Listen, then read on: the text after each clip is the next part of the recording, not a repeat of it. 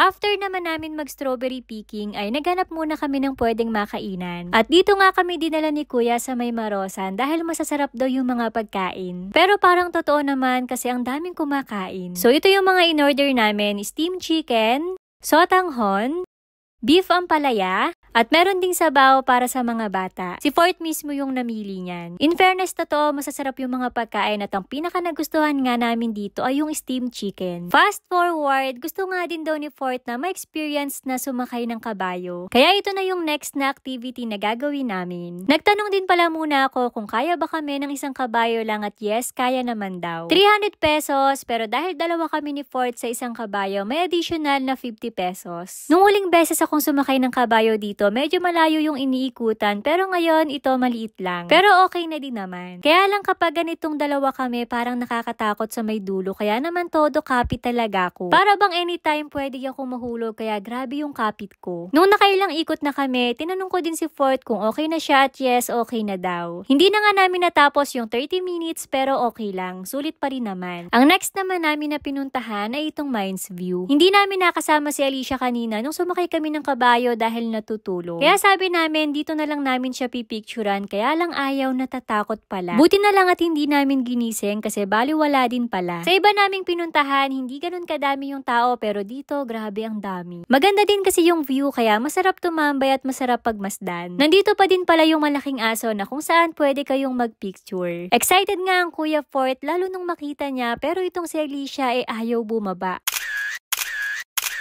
Kaya pala ayaw kasi natatakot. May mga kababayan din pala kami na nakita dito. Hello po sa inyo. Kanina pa lang bago kami pumasok ay may mga nakita na nga ako na nagtitinda ng mais. Kaya naman ayan, gustong gusto kong tikman. Meron nga din ditong pusit at yun yung gusto ni Daddy, kaya lang hindi pa daw siya makakain at busog pa daw. Bukod sa pagkain, meron din ako nakita dito na pwedeng bilhin dahil magagamit ko sa pagluluto. Meron kasi ako mga ganito, kaya lang yung nasa bahay ay malalaki. Ang kailangan ko kasi yung maliliit at sakto nakakita ako dito. Madami din kayong mabibili dito na pwedeng ipampasalubong. Ayan nga si Alicia at si Fort, nako, pumuso din yung mga mata. Nakakita kasi sila ng mga laruan. After naman namin mamili ay dumiretso uwi na nga kami dahil yung mga bata ay pagod na din. Lalo na si Alicia kahit nakatulog naman sa sasakyan. Dito pala sa pinag-stayan namin ay walang elevator, puro hagdan lang, kaya magandang exercise din. Bandang gabi naman ay inhayang nga ako ni Daddy na lumabas. Gusto niya daw kasing mag-chill at grabe ang lamig dito sa Baguio, lalo na kapag gabi. Naghintay lang din muna kami ng sandali kung may dadaan na taxi kasi pwede naman din kaming magsasakyan. Pero dahil marami naman ding dumadaan kaya nag-commute na lang kami.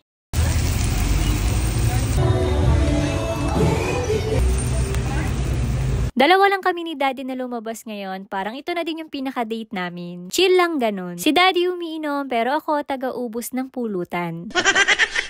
Yun lang talaga lagi ang role ko. Pero lahat naman okay at masarap. Top 1 yung toko at baboy, top 2 yung meaty nachos, at top 3 yung sisig. Tamang kwentuhan lang din kami at ini-enjoy nga namin itong moment na to.